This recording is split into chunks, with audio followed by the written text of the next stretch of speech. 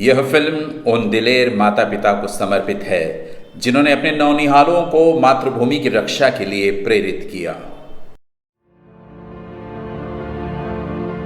मैं दृढ़ प्रतिज्ञा करता हूँ कि कानून द्वारा निश्चित किए गए भारत के विधान का सच्चे मन से वफादार रहूंगा और मैं अपने कर्तव्य के अनुसार भारत की स्थायी सेना में ईमानदारी और सच्चे मन से सेवा करूंगा और जहां कहीं मुझे पृथ्वी, समुद्र या हवा के रास्ते भेजा जाएगा, मैं खुशी से जाऊंगा। मैं भारत के राष्ट्रपति की और उस अफसर की जो मेरे ऊपर नियुक्त किया जाए, सब आज्ञाओं को मानूंगा और उनका पालन करूंगा, चाहे इसमें मुझे अपना जीवन भी बलिदान करना पड़े।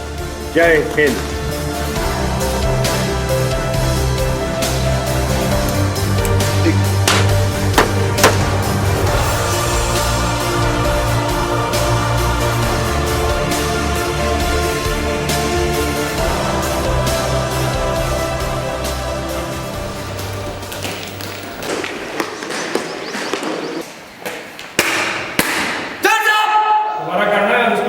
पास करना है, वंडन कीप इट अप और इसी तरीके से मेहनत करना है आपने।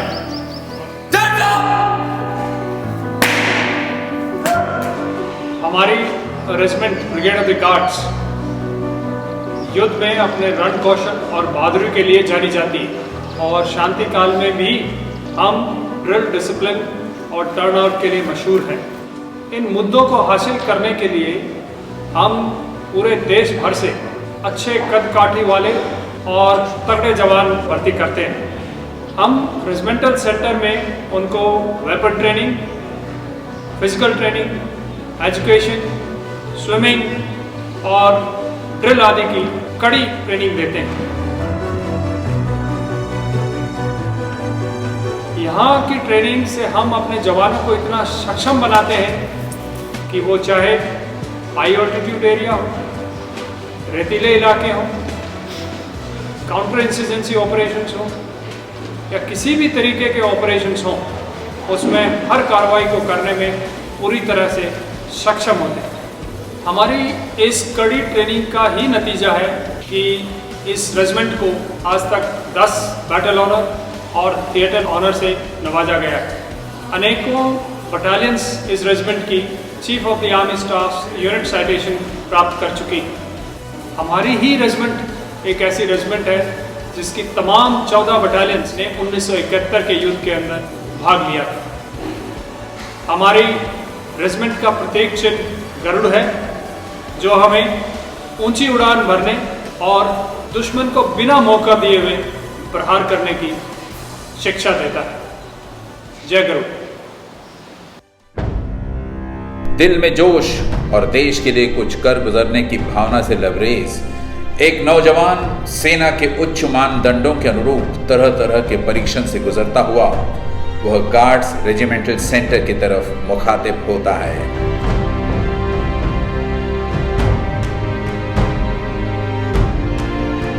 सेंटर के मुख्य द्वार पर उनका स्वागत किया जाता है और कुछ औपचारिकताओं को पूरा करके उन्हें आवासीय निवास स्थान तक ले आते हैं। सर्वप्रथम हेयर ड्रेसर शॉप में हेयर कट किया जाता है। हेयर कट एक सिविलियन से सैनिक बनने के क्रम की पहली कड़ी है। आवासीय परिसर में ही उनके दस्तावेजों की जांच की जाती है और सेना से संबंधित नए दस्तावेज बनाए जाते हैं। सेना की वर्दी पहनने के लिए हर नौजवान ललायित रहता है और लाखों में किसी एक को ही यह सौभाग्य प्राप्त होता है। अब इन रिक्रूट्स को यही वर्दी तथा अन्य साजो सामान बटालियन क्लोथिंग स्टोर से दिया जाता है। गार्ड्स रेजिमेंटल सेंटर एकमात्र संस्थान है जिसकी वेट कैंटीन से ट्रेनिंग से संबंधित आला दर्जे का किट एक ट्रंक में भरकर रिक्रूट्स को दिया जाता है ताकि उसे दैनिक दिनचर्या और प्रशिक्षण से संबंधित जरूरतों के लिए कहीं और न भटकना पड़े। एक नवयुवक जो देहात से भर्ती होकर सेना में आता है, वह नियमित दौड़ भाग से अनभिज्ञ होता है। उसे सिविलियन से सैनिक बनाने के लिए शारीरिक रूप से काफी दक्ष होना बहुत आवश्यक होता है। इसके लिए शारीरिक प्रशिक्षण बहुत जरूरी है। एक रिक्रूट के लिए उसका शारीरिक क्षमता सबसे इम्पोर्टेंट है, क्योंकि सारे काम इसी के साथ मिले जुले होते हैं। जब एक रिक्रूट हमारे पास आता है शुरुआत में, उसके मांसपेशी, उसके हड्डी, उसके हृदय, उसके फेफड़े इतना डेवलप नहीं हुआ होता है जितना एक सिपाही के लिए ज़रूरत है। इसी के लिए हम ट्रेनिंग के दौरान, फिज़िकल ट्रेनिंग के दौरान उसको धीरे धीरे डेवलप कराते हैं। शुरुआत में हम उसको थोड़े दिन के लिए पैदल चलाते हैं, जिसके पैरों के जो मांसपेशी हैं वो तंदुरुस्त हो जाए, और उसी के साथ साथ हम उसको धीरे धीरे सैंड ट्रैक में चलाते हैं और उसके बाद दौड़ाना शुरू करते हैं, हल्के हल्के दौड़ाना, तो जिससे उसके हृदय और उसके फेफड़े तैयार हो जाएं। तो जैसे इसकी क्षमता बढ़ जाता है, उसके बाद हम उसके बाकी कार्रवाई जो सिपाही के लिए ज़रूरत है वो सब चीज़ें उसके फिजिकल ट्रेनिंग में कराते हैं। शारीरिक अभ्यास के दौरान प्रत्येक रिक्रूट्स को शारीरिक और मानसिक रूप से मजबूत किया जाता है, जिसके तहत chin up, toe touch, 5 metre shuttle, 100 metre sprint, PPT, BPET, IPET इत्यादि टेस्ट से गुजरना पड़ता है। बीपीईटी के अंतर्गत एक रिक्रूट 5 किलोमीटर की दौड़, हॉरिजॉन्टल और वर्टिकल रोप, 60 मीटर स्प्रिंट, 9 फीट डिच, यह सब पूरे बैटल फटीग में करता है। ये उसके लिए युद्ध के अनुरूप परिस्थितियों के लिए तैयार करने की सीढ़ी है।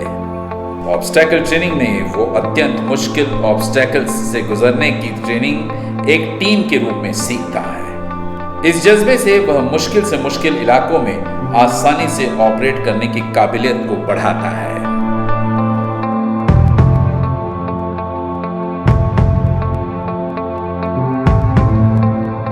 यही नहीं, योगा तथा लाफिंग थेरेपी द्वारा मस्तिष्क को एकाग्र तथा तनाव मुक्त किया जाता है। भारतीय जवान को आपातकालीन स्थिति में आग, हवा, जमीन और पानी के रास्ते जाना पड़ सकता है, जिसकी तैयारी में तैराकी की सिखलाई निहायत ही जरूरी है। ब्रिगेड ऑफ द गार्ड्स में देश के हर कोने से लड़के आते हैं। कुछ ऐसे क्षेत्र से होते हैं जिन्होंने कभी नदी या तालाब नहीं देखे होंगे। ऐसे लड़कों के लिए तैराकी की अलग अलग अवस्थाएं, जिनमें ट्यूब तथा रस्सी का सहारा लेकर उनमें डर दूर करना, धीरे धीरे सीखकर एक अच्छा तैराक बनकर, साथ ही जरूरत पड़ने पर किसी डूबते हुए साथी या व्यक्ति को बचाना सिखाया जाता है।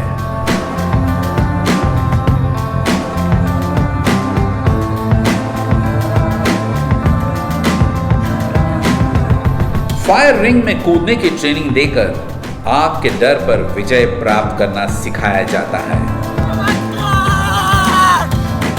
साथ ही अनआर्म्ड कॉम्बैट प्रशिक्षण से उसे इतना शारीरिक रूप से चुस्त दुरुस्त बनाया जाता है कि विषम परिस्थिति में भी वह निहत्था निडर होकर दुश्मन का सामना करने में सक्षम हो सके। इससे बेनेट फाइटिंग में मदद मिलती है। बेनेट फाइटिंग में सिखाया जाता है कि एम्यूनेशन खत्म होने पर भी अकेले निडर होकर दुश्मन पर किस प्रकार विजय प्राप्त कर सकते हैं।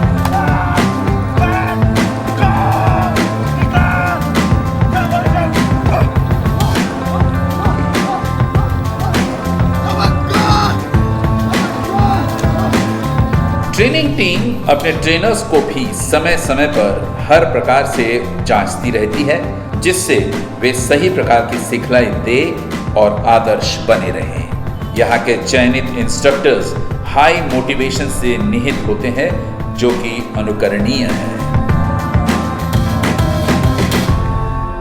एक रिक्रूट को शारीरिक चुस्ती पूर्ति के अलावा वर्दी पहनना और उस पर गर्व करना, एक जैसा चलना फिरना, संयम रखना और हुक्म मानने का मादा पैदा करने के लिए ड्रिल आवश्यक है।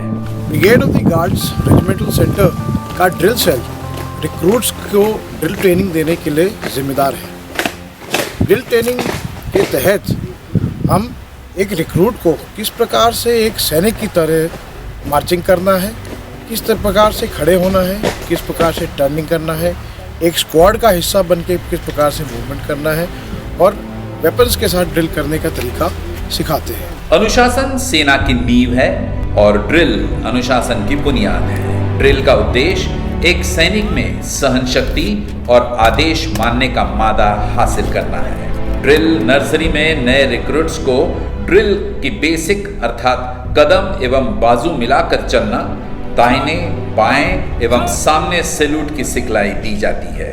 इस मुद्दे को हासिल करने के लिए गार्ड्स रेजिमेंटल सेंटर के मनियार ड्रिल नर्सरी में इक्विपमेंट लगाए गए हैं, जिससे रिक्रूट अपनी गलती को तुरंत पहचान लेते हैं और समय पर सुधार ले आते हैं। अब रिक्रूट्स के बेसिक ड्रिल में और निखार लाने के लिए उन्हें ड्रिल ग्राउंड में ट्रेनिंग दी जाती है, ताकि उन्हें इन थ्रीज में चलना, सैल्यूट करना, हथियार के साथ guard of honour, guard mounting तथा सेरेमोनियल परेड की सिखलाई दी जाती है। ड्रिल के ट्रेनिंग के कारण एक रिक्रूट ट्रेनिंग के दौरान ही सेंटर कमांडेंट के स्ट्रिक्ट ऑर्डरली होने का गौरव प्राप्त करता है। इंस्ट्रक्टर्स के ड्रिल में निखार लाने के लिए उन्हें समय समय पर ट्रेनिंग दी जाती है।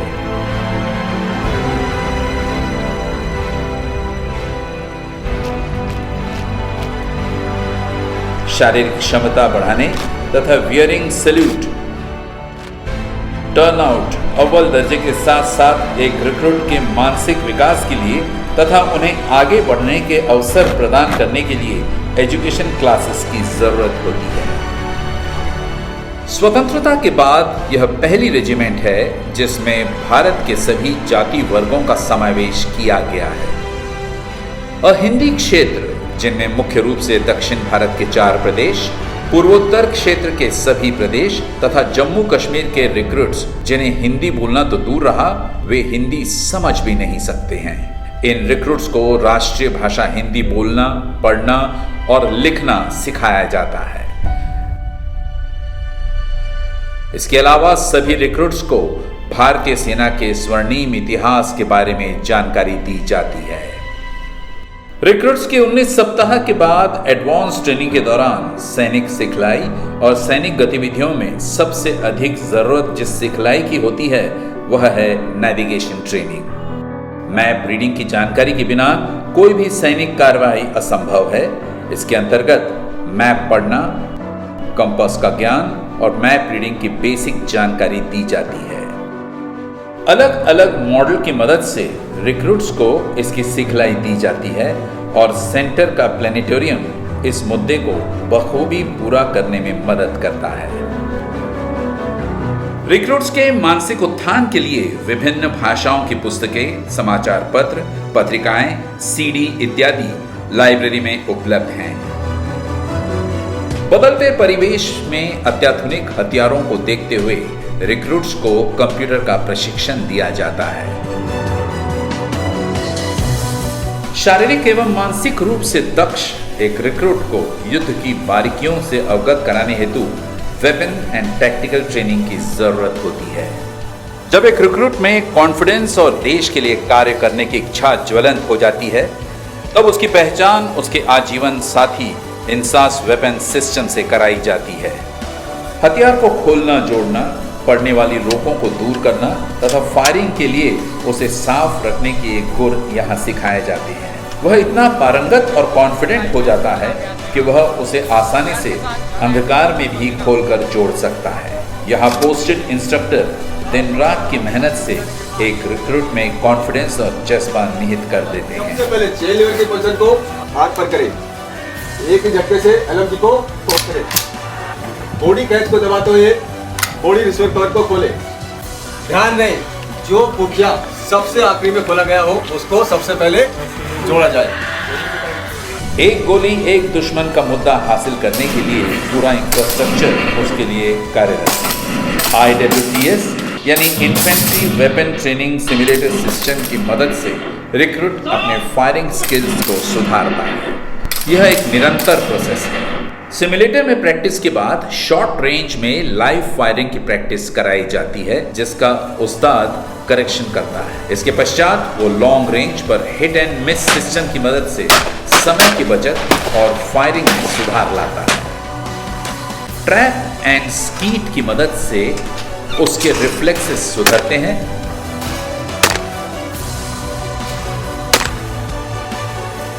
साथ ही सेंटर का इंडोर शूटिंग रेंज रिक्रूट में छुपी हुई प्रतिभा को प्रतिस्पर्धाओं के माध्यम से बेहतर परफॉर्मेंस करने के लिए तैयार करता है। समय समय पर हमारे इंस्ट्रक्टर्स को प्रेजेंटेशंस एवं लेक्चर्स के माध्यम से मार्गदर्शन और हौसला अफजाई की जाती है। अगर आपको पता हो कि इसके अंदर ये भाव है तो आपको पता होगा कि उसके साथ कैसे डील करना है। एक रिक्रूट को किस प्रकार जमीनी सतह का सहारा लेकर दुश्मन के नजदीक पहुंचकर उसे बर्बाद करना तथा अपने साजो सामान और साथियों का बचाव करना है, ये सेंटर के फील्ड क्राफ्ट सर्किट में ट्रेनिंग दी जाती है। साथ ही डिफेंस में एक सेक्शन डिफेंडेड पोस्ट को ऑक्यूपाई करना तथा अटैक के द्वारा उसे बर्बाद करने की ट्रेनिंग दी जाती है।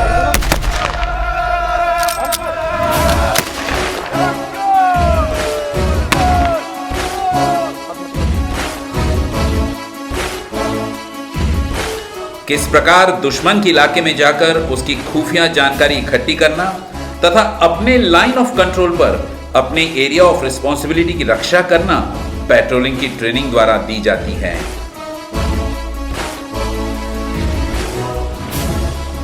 काउंटर इंसर्जेंसी में टेररिस्ट को किलिंग एरिया में घात लगाकर मारना, संभव हो तो अधिक जानकारी के लिए बंदी बनाना और यकीन करना कि उग्रवादी मृत है, इसकी ट्रेनिंग एम्बुश के द्वारा दी जाती है। बिल्टअप एरिया में उग्रवादियों के मंसूबे को शिकस्त करने के लिए हाउस क्लियरिंग का प्रशिक्षण भी दिया जाता है। दुश्मन के इलाके में घुसकर हेरिबोन ऑपरेशन द्वारा दुश्मन का सफाया करने के लिए स्लिदरिंग की ट्रेनिंग दी जाती है। एक रिक्रूट को युद्ध जैसे हालात पैदा कर उसके अनुरूप टेंट में रहने और विषम परिस्थिति में किस प्रकार दुश्मन का डट कर मुकाबला किया जाना चाहिए, ट्रेनिंग दी जाती है। साथ ही वह सैंड मॉडल में प्लान बनाना और टैक्टिक्स की सिखलाई के अनुरूप मिशन को सफल बनाने की बारीकियों को सिखाया जाता है। सर, अगर अम्बुश के दौरान दुश्मन की एक सेशन से ज्यादा या एक प्लॉट ना रही हो तो अम्बुश की टुकड़ी क्या कार्रवाई करेगी? अगर आप पहले से अम्बुश में बैठे और दुश्मन आपके ऊपर अटैक करता है तो उसके ऊपर भारी से भारी मात्रा में फायर किया जाएगा और उसको भागने नहीं दिया जाएगा। यह सैंड मॉडल उस इलाके का बना हुआ है जहां आज रात हम एक्सरसाइज गरुड़ विजय को अंजाम देने जा रहे हैं। ट्रेनिंग का उद्देश्य एक रिक्रूट को युद्ध के लिए तैयार करना होता है। हम यहाँ ट्रेनिंग में एक रिक्रूट को फिजिकली और मेंटली बहुत स्ट्रांग बनाते हैं। फिजिकली स्ट्रांग बनाने के लिए पीटी, स्विमिंग, क्रॉस कंट्री और बॉक्सिंग का इस्तेमाल किया जाता है। रिक्रूट को इस तरह की ट्रेनिंग दी जाती है कि वह शारीरिक और मानसिक रूप से सुदृढ़ हो और कठिन से कठिन परिस्थिति में दुश्मन का डट कर मुकाबला करने में सक्षम हो। जब आप ये क्रॉसिंग कर रहे होंगे तो आपके ऊपर कवर फायर चल रहा होगा, क्योंकि दुश्मन इलाके में आप एंटर कर चुके हो तो आप चाहोगे कि आपका मूवमेंट कवर्ड हो, आप एक्सपोज ना हो दुश्मन से। उस मुद्दे को हासिल करने के लिए आपके ऊपर से ब्लैंक राउंड फायर हो रहा होगा। युद्ध में जीत के लिए दुश्मन को बर्बाद करने के साथ साथ खुद की भी सुरक्षा, जमीन और मौसम के अनुसार खुद को ढालकर दुश्मन के बारे में जानकारी हासिल करके उसे अधिक से अधिक नुकसान पहुंचाना सिखाया जाता है। दुश्मन पर अटैक करके उसे बर्बाद करने, अपने और अपने साथियों की और साथ में अपने इक्विपमेंट्स और अपने वेपन्स की हिफाजत करना सिखलाया जाता है। इसमें ग्रेनेड का इस्तेमाल बहुत महत्वपूर्ण है। युद्ध में अटैक और डिफेंस के दौरान एक रिक्रूट को निडर होकर अपने धैर्य और साहस को बरकरार रखते हुए किस प्रकार दुश्मन पर अकेले टूट पड़ना, ये सिखलाई बैटल इनॉकुलेशन में दी जाती है। साथ ही साथ युद्ध के दौरान काम आने वाली पूरी सामान के साथ 8, 12, 20, 24 या 32 किलोमीटर का रूट मार्च कराया जाता है। ताकि रिक्रूट्स के स्टैमिना और एंड्योरेंस में बढ़ोतरी हो और टीम स्पिरिट की भावना बढ़े। कैंप के अंत में 40 किलोमीटर का जोश रन आयोजित होता है, जिसके द्वारा टीम स्पिरिट की भावना, दुश्मन के इलाके में लंबी अवधि तक भूखा प्यासा रहना और ऑपरेट करने का विश्वास बढ़ता है, जिसके समापन पर पुरस्कार वितरण कर रिक्रूट्स का हौसला बढ़ाया जाता है। सेना एक ऐसी संस्था है जिसमें सभी को साथ लेकर चलने की जरूरत होती है। उसके लिए टीम स्पिरिट बहुत जरूरी है, जो सिर्फ खेल से ही संभव हो सकता है। सेना में अलग अलग भाषा एवं प्रांत के नौजवान प्रशिक्षण के लिए आते हैं। उनमें आपसी तालमेल तथा एक परिवार की तरह रहकर टीम भावना से एक साथ अपने लक्ष्य को पूरा करना होता है। इसलिए विभिन्न प्रकार के खेलों का प्रशिक्षण दिया जाता है। Inter company basketball, volleyball, boxing, इन गेम्स द्वारा रिक्रूट्स में लीडरशिप की भावना को पैदा किया जाता है, ताकि एक रिक्रूट आगे जाकर रेजिमेंट, सेना और देश के लिए जीतने की प्रेरणा जागृत करे। क्रॉस कंट्री में 12 किलोमीटर दौड़ के द्वारा एक दूसरे को साथ लेकर चलने का जुनून पैदा होता है।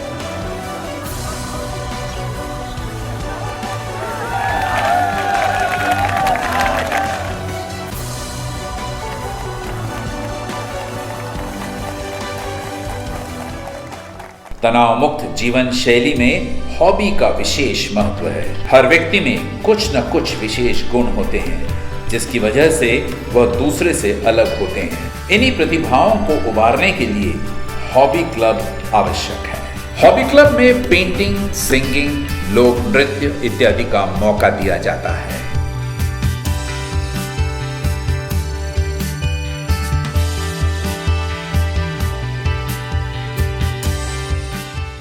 सेंटर में रिक्रूट के अंदर छुपी प्रतिभाओं एवं काबिलियत को आंका जाता है और उन्हें एसीसी द्वारा अधिकारी बनने का मौका प्रदान किया जाता है। आप सभी को एसीसी में चयन का मौका दिया जा रहा है। आज का विषय है नक्सल प्रभावित क्षेत्रों में सेना का यूज होना चाहिए या नहीं होना चाहिए। हमारा देश विविधताओं का देश है, जहां सभी धर्म और संप्रदाय के लोग एक साथ निवास करते हैं। सेना में भी सभी धर्म और संप्रदाय के लोग भाईचारे के साथ रहते हैं एवं त्योहार मनाते हैं। त्योहार सेना का अभिन्न अंग है, जो एकजुटता एवं भाईचारे का प्रतीक है, और इसमें सबसे प्रमुख है रंगों का त्योहार होली, ईद, लोहड़ी, जन्माष्टमी, क्रिसमस। साथ ही साथ सिर्फ सेना ही है जिसमें एक छत के नीचे सभी धर्म यानी मंदिर, मस्जिद, गुरुद्वारा और चर्च में पूजा अर्चना होती है और सभी धर्मों को मानने वाले एकजुटता से रहते हैं। इससे अपने विद्वेष दूर होते हैं तथा भाईचारा पनपता है।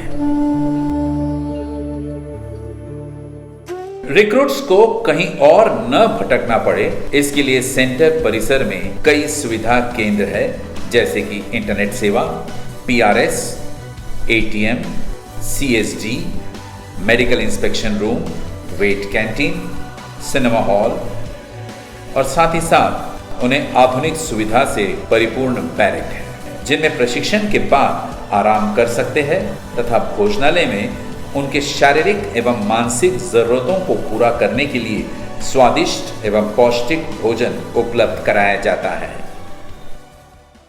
36 सप्ताह की कठिन मानसिक और शारीरिक ट्रेनिंग पूर्ण करने पर जब रिक्रूट्स गार्ड्समैन बनने से पहले पासिंग आउट परेड में भाग लेते हैं, तब उन्हें सबसे पहले उनके इष्ट देवी देवताओं का आह्वान कराया जाता है। जहां शांति काल के दौरान गार्ड्स रेजिमेंट का कर्तव्य ड्रिल, अनुशासन, टर्नआउट और चुस्ती के मामले में उच्च प्रदर्शन करना है, वहीं लड़ाई के दौरान अद्वितीय साहस और वीरता का परिचय देकर शानदार मिसाल प्रस्तुत करना है।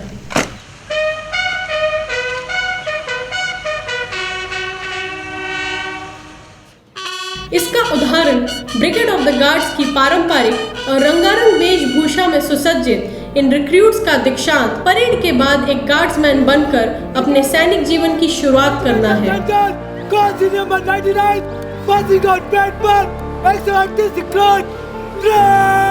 कोर्स में ड्रिल में बेस्ट रिक्रूट को परेड कमांडर बनने का गौरव प्राप्त होता है। परेड का रिव्यू करने के लिए ब्रिगेड ऑफ द गार्ड्स के सीनियर ऑफिसर्स आते हैं।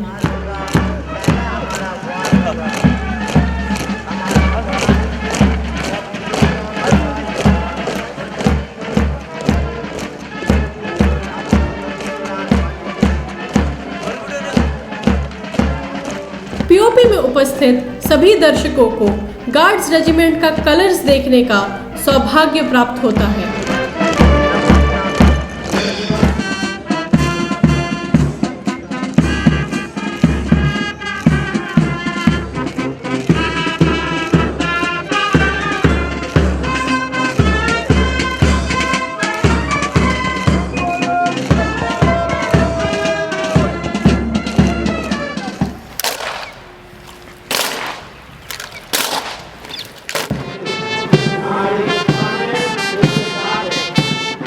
रेजिमेंट बैंड द्वारा बजाई गई धुन ऑल लैंग साइन पर धीमी चाल से चलते हुए परेड ग्राउंड पर चिन्हित अंतिम पग को पार करते हैं।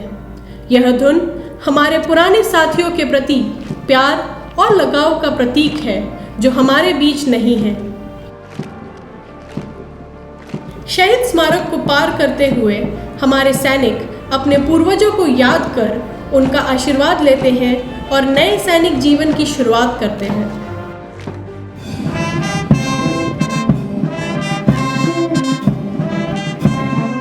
एक रिक्रूट को गार्ड्समैन बनने से पहले पवित्र ग्रंथों को साक्षी मानकर शपथ दिलाई जाती है।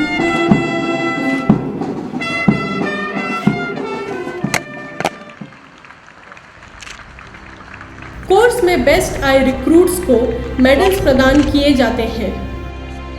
इस गौरवमय क्षण के साक्षी इन गार्ड्समैन के अभिभावकों को परेड के मुख्य अतिथि द्वारा गौरव पदक से सम्मानित किया जाता है। गौरव पदक प्रदान करके हम इन वीर माता पिता में गौरवता का एहसास कराते हैं जिन्होंने अपने लाडलों को देश की सेवा में समर्पित कर दिया। सर, हमारा लड़का देश सेवा कर रहा है, इससे बहुत खुशी हुई और आगे चलकर देश की रक्षा करेगा। बच्चे की भी हमारी शौक थी कि हम फौज में जाएं। छोटा था तब भी पिक्चर वगैरह देखता तो कहता मम्मी मैं भी एक दिन फौजी बनूंगा और अपने देश की रक्षा करूंगा। देश की रक्षा के लिए बेटा जी, बाप किसान और बेटा जवान। क्या बात है, बहुत सुंदर। लड़ाई में गया तो कोई बात नहीं है, लड़ाई तो लड़ना है। ये पृथ्वी माँ के लिए लड़ना है, एक जन्म देने वाली माँ, एक ये धरती माँ। बचपन से जो ख्वाहिश आरजू थी उनकी देश की सेवा करने के लिए, उसकी ख्वाहिश पूरी हो गई। क्या करेगा देश के लिए? सेवा करेगा, उसकी हिफाजत करेगा। कभी लड़ाई में जाना पड़ा तो खुशी से। अभी वो अल्लाह का फजल है ना, लड़ाई जिसको भी नसीब होती वो लड़ाई सबको नहीं नसीब होती, बहुत कम लोगों को नसीब होती लड़ाई।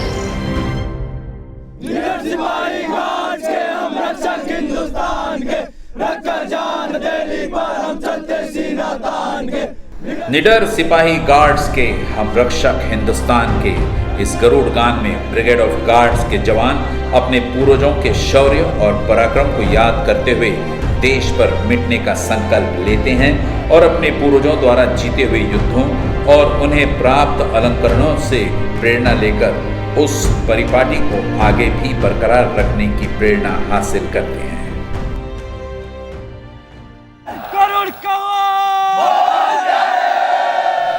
ब्रिगेड ऑफ द गार्ड्स द्वारा अपनाए गए युद्ध घोष यानी वॉर क्राई गरुड़ का हूं बोल प्यारे, जिसका अर्थ है कि हम भगवान विष्णु के प्राहरक वाहन गरुड़ से संबंध रखते हैं, जो बड़ी स्फूर्ति और चतुराई से दुश्मन पर सटीक वार कर उसका अंत कर देता है। लड़ाई के दौरान इस युद्ध घोष से दुश्मन की सेना का मनोबल एकदम टूट जाता है।